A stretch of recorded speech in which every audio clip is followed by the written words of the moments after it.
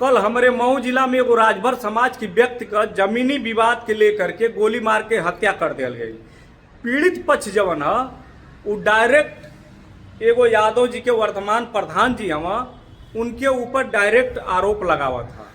जायज सी बात है कि जेकरी घरे घटना घटल रहे तो पीड़ित पक्ष जे करीब शक रहेला जे दुश्मन रहेला वही के ऊपर डायरेक्ट आरोप लगावेला। लेकिन ये हम कहिला कि डायरेक्ट आरोप लगा देले से आरोप सिद्ध ना होला। अगर जो आरोप लगौला से आरोप सिद्ध हो जाए तो आज भोले सोले राजभर का एनकाउंटर हो गई।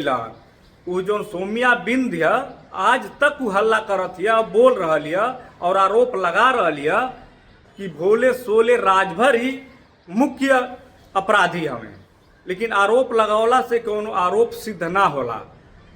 यही बात करके लेकर के जब वो प्रधान जी के घर वालन से पूछताछ भैया तो वो लड़की का कहत मतलब जिनका है वहाँ पे बोले थे कि हमारा है, बंजर नहीं है, तो वहाँ पे स्टे कर दिए। तो मेरे पापा मतलब छोड़ दिए, लड़ाई झगड़ा कर रही थी सब। तो इधर पंचायत नगर पंचायत बनाया ना, ग्राम पंचायत, तो उधर बगल में मतलब बंजर पड़ा था तो वहाँ पे बनवा रहे हैं आंगनबाड़ी।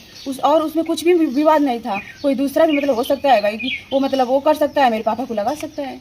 हाँ, बोल रही हैं उनकी लड़कियाँ बोल रही हैं कि धमकी मतलब दे रही हैं, धमकी ज़्यादा दिन से मिला है तो एफआईआर तो करना चाहिए ना कि धमकी मिल रही है। ऐसे कैसे थोड़ा कोई डायरेक्ट मिला था। टीपू यादव का नाम लिए, टीपू यादव है ही नहीं है, वो बिहार रहता है, ऐसे कुछ मरवा देगा।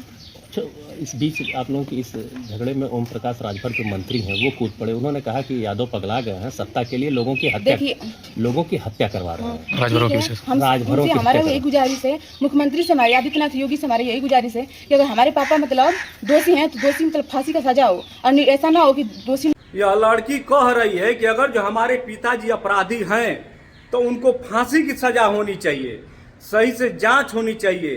कहीं ऐसा ना हो कि निर्दोष दोषी हो जाए और दोषी मजा मारे। ये लड़की कह रही है। लेकिन कल हमारे जिले में सूबे के मुख्यमंत्री माननीय श्री योगी आदित्यनाथ जी आए थे और वहीं पर उत्तर प्रदेश के पंचायती राज्य मंत्री राजभर समाज के मंत्री ये लिए बोल रहा हूं कि जातिवादी मंत्री जी ने खुलेआम मंच पर कहा अभी इसी गांव में 3 यादवों ने मिलकर के राजभर की हत्या किया। इस पर यादव समाज के लोग ने मार डाला। मंत्री जी आपकी बात अगर जो एक बार मान लेता हूं तो भोले सोले राजभर के ऊपर आरोप सोम्या बिंद आज 1 महीने के ऊपर से लगा रही है, 1 महीने से ऊपर से लगा रही है। लेकिन उस चीज को आप नकार रहे हैं। फिर इस चीज को कैसे हम मान लें कि जो अपराधी है वो लगा रही है,